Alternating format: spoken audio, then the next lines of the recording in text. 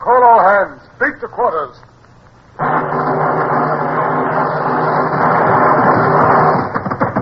Run out the guns. Stand by the starboard battery. One broadside into it, if you please, Captain Bush. Pointers on target. Linstock ready. Aye, aye, sir. Ready. Fire!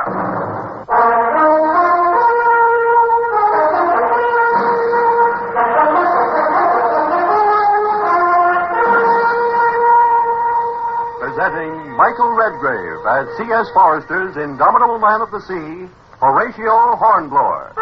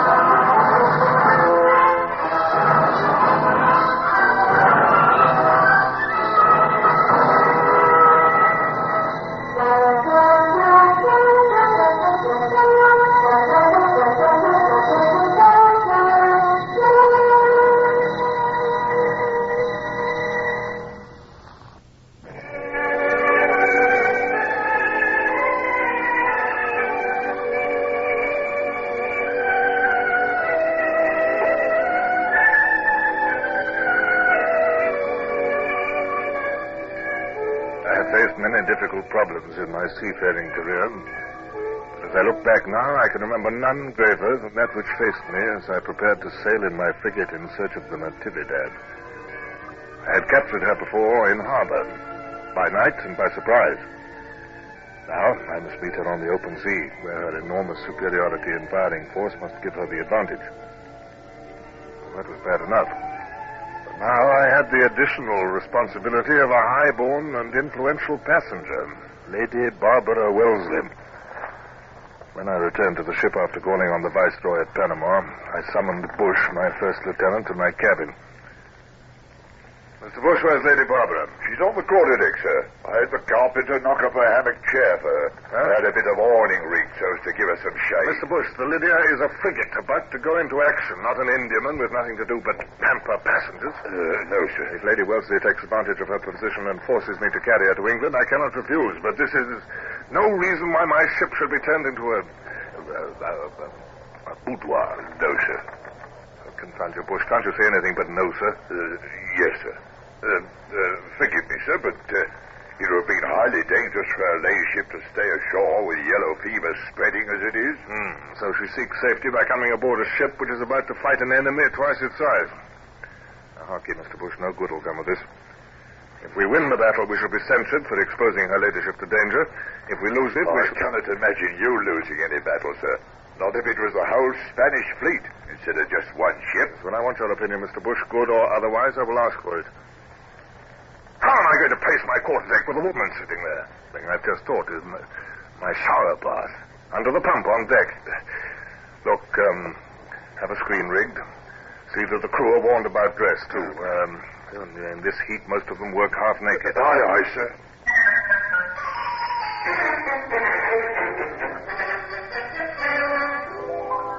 She was still on the quarterdeck when I went to attend to the business of getting the ship underway. It was infuriating. Heave! Heave, there, boys! Heave!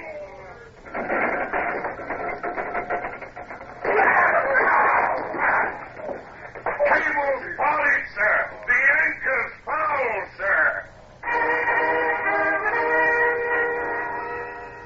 My mind had to juggle with many factors at once. The drag of the cable on the bows, the pressure of the wind on the driver and topsail, the set of the tide, the increasing sternway, the amount of cable still to run out.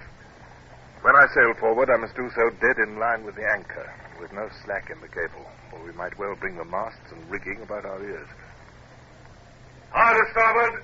Starboard again, sir. Smartly with the braces now. Now she's checked, Mr. Bush. She's moving forward. Mr. Bush, now, hands aloft, set every sail that'll draw. All hands aloft! Quickly, take in the cable.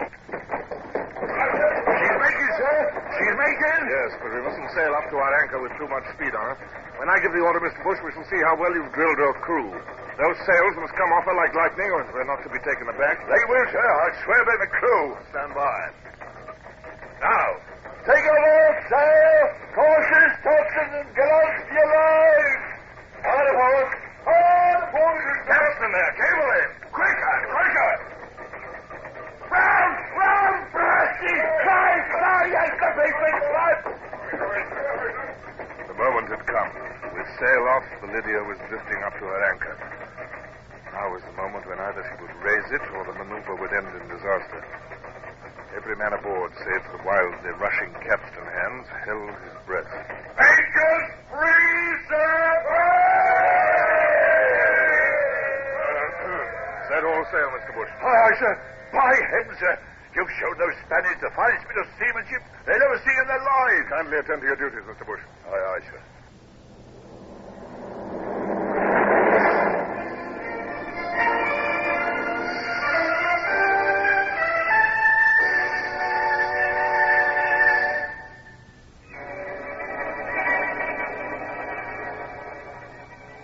Not until we were standing out of the Gulf, close hauled, that I was free to communicate to Lady Barbara the news I had heard from the Viceroy. In any case, good manners necessitated that I should address her. I couldn't ignore her presence, however much I might resent it. She sat in her hammock chair by the taffrail, her servant Hebe, the negress, at her feet. She was in animated conversation with Gerard, the officer of the watch, and I noted with amusement that Gerard broke off the conversation and moved away as I approached. Acknowledged my bow with a smile.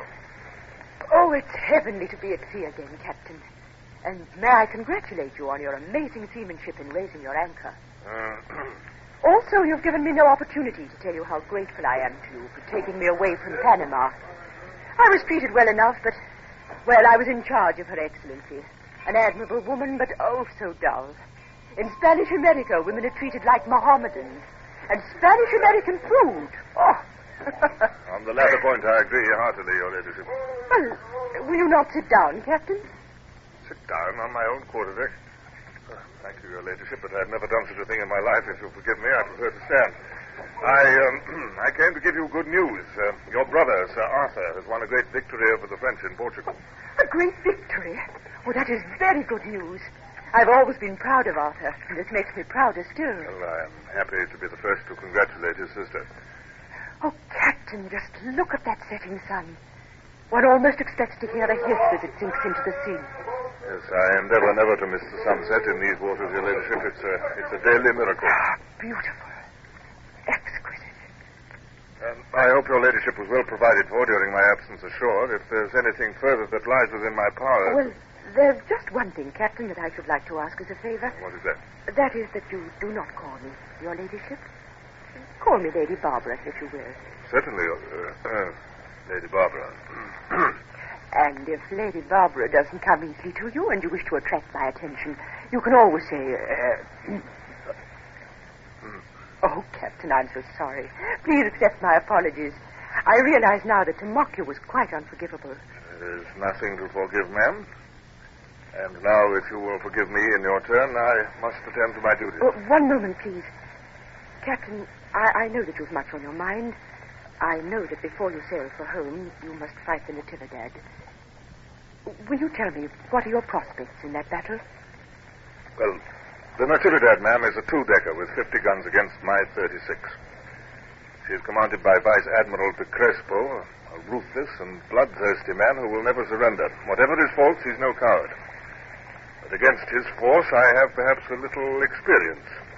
Capable and loyal officers and a very well-trained crew. And they're English. That counts for much. You may be frank with me, Captain.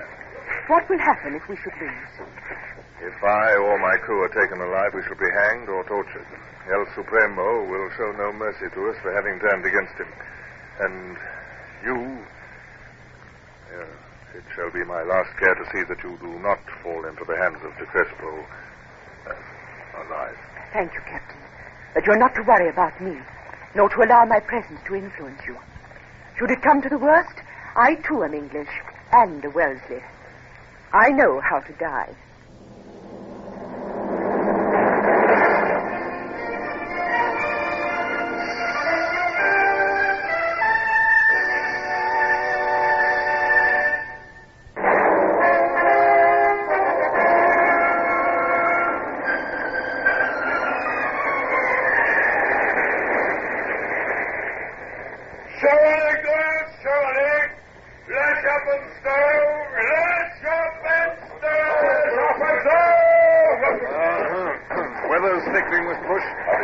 Sent down to you, sir, for permission to shorten sail. Yes, get the courses and topgallants off her, Mr. Bush. Aye, aye, sir.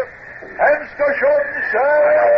Lady Farmer, you ought to be below. I'm afraid we're going to have a stiff gale. Oh, no, Captain. This is too delicious after the heat. It's your health, ma'am, about which I'm anxious. If salt water was harmful, sailors would die young. Well, this really... Sector, sail ho! Sail? Right ahead! Looks like the Natividad, sir. I see her. On the starboard deck, sir. Same as us. She is the Natividad, sir. I can see the cat of her topsail. Report any activity. Aye, aye, sir. She's seen us, sir. She's wearing out on port deck, heading up the window of us, sir. Oh, I see. Unusual for a Spanish ship to face a Viking challenge. Of course, she's not a Spanish ship now. She shan't get the weather gauge of me, whatever happens. And the braces, sir. You all keep as near the wind as you'll lie. Mr. Bush, beat the quarters, if you please, and clear for action. Your place is below, Lady Barbara. Take your maid with you and stay in the cockpit until the action is over. No, not the cockpit. We'll leave that for the wounded. Go to the cable tier. Captain! I've no time to discuss the matter, ma'am. Mr. Clay, conduct her ladyship to the cable tier. See she is safe before you leave her. Those are my orders, Mr. Clay.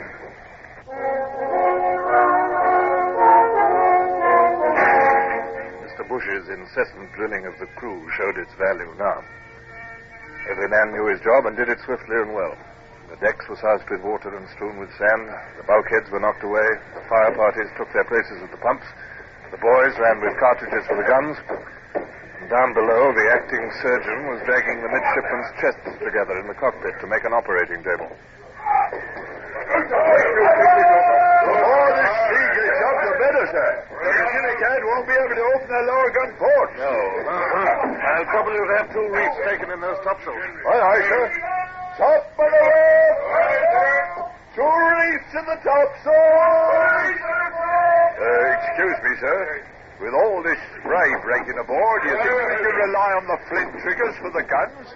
Or shall we have the slow matches lit at the tubs? Yeah, better light the matches in case. Wheel there. Steer small, blast you. Both ships are approaching each other at an angle. Steer so that when we meet, our ship has the wind of the other. Do you understand? Aye, aye, sir. Look, sir. There's a puff of smoke. She's opened fire. Man's a fool to waste powder and shot at such range. Never forget, Mr. Bush, a first broadside discharged in close quarters with guns carefully loaded by crews with time to think is worth 10 under any other circumstances. Yes, sir. We've been passing mighty close, sir. If we both stay on this course, in fact, we'll meet bow to bow. No telling who'll have the weather gauge. That was closer. Here comes another.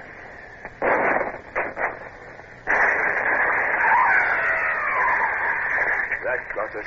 2 men down at number 4 gun, sir. Christmas!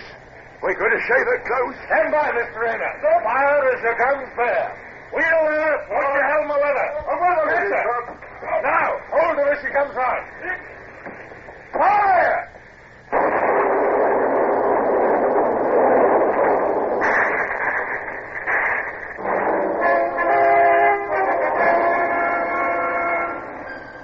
With action at last, my nervousness and fear of some fatal error was gone. I stared across the tossing sea at the Natividad.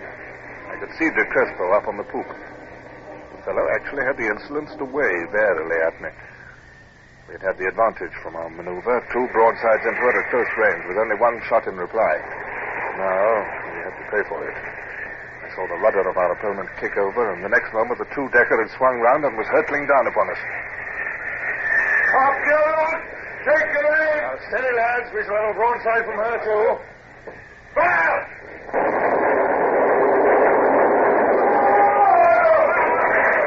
Stop your guns! When the smoke clears, fire as you will! The Crespo was evidently unable to trust his crew to fire independently and was working them to the word of command. He was doing it well, too. At intervals, as the sea permitted, her lower deck ports were opening like clockwork, and her big 24-pounders were vomiting flame and smoke. Hot work this, sir? Yes. Mr. Bush, have the dead carried away from the guns. The crews cannot work properly. The men had better lie on the deck and drag them. It's death to stand in that iron hail. And, Mr. Bush, I fear the Natividad's superior force is too great for us to continue this close work. We shall have to use cunning if we're to survive. It's a pity, sir, but I'm afraid you're right. Cancel the braces. Now, Mr. Bush, back the main topsail a trifle to take way off us. And let the Natividad get ahead. Aye, aye, sir. Now, tack ship and run across her stern. A broadside, Mr. George. Aye, aye, sir. Now attack again. Come here, the braces there. Back across her stern. Your guns, Mr. Raynor. Glorious. Damn my heart. Glorious. Two broadsides into her stern. She's too big and clumsy to take them out like us, sir. Yes, save your satisfaction for the end. She's coming back at us. Oh, she is, sir. And her lower gun ports are open as well this time. I'm going to take some real punishment now. There's the Crispo, grinning like a knife. I hope he was killed, sir, in our broadsides. Here she comes. Oh, what we about to receive.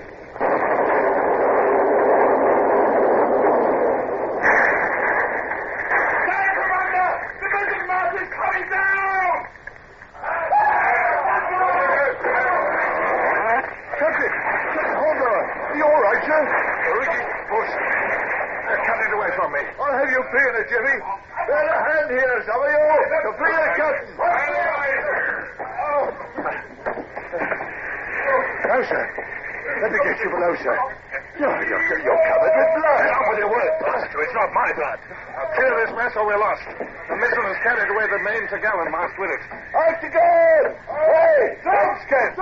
Axe is here! Cut that wreckage away! Look out!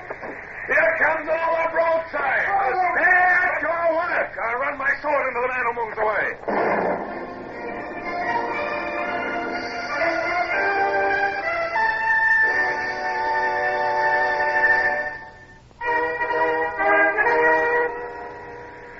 Broadside thundered into us, and I felt the Lydia leap and twist like something human as the great shot plunged into her vitals. A man wielding his axe near me suddenly vanished in a red mass. I picked up his axe and attacked the tangled wreckage myself. Suddenly I felt the ship lurch and swing. She was free of the wreckage. Most of the men who had been on the quarterdeck with me were dead. Marines, seamen, officers. Natividad was wearing round again, and I forced my mind to concentrate on the problem of how I could maneuver my crippled ship and continue the fight. And the braces. Mr. Bush, we'll try and bring her into the wind. We'll, hard to starboard. Starboard, sir. Stand to your guns, men. Fire. Oh, well done, lads! There goes our foremost! Give it her again! Pump it into her! Fire!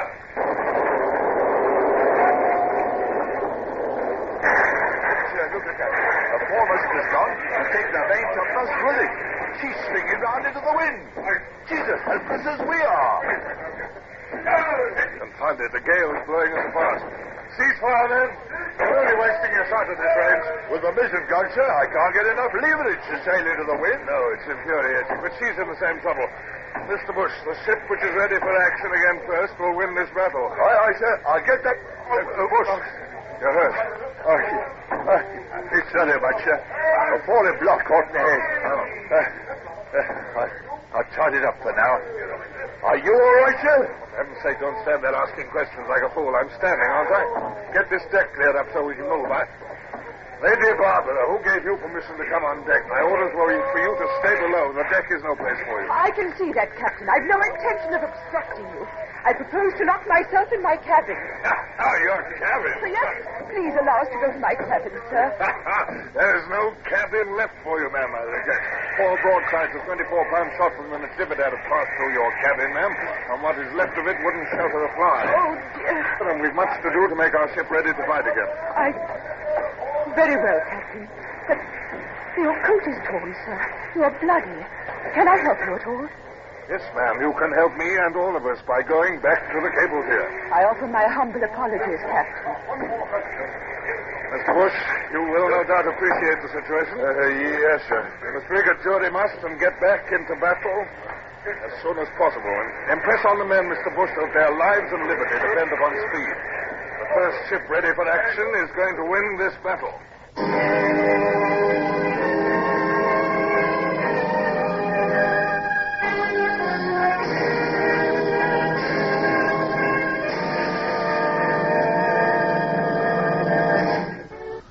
Horatio Hornblower, starring Michael Redgrave, is based on the novels by C.S. Forrester.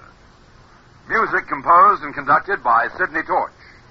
Produced by Harry Allen Towers.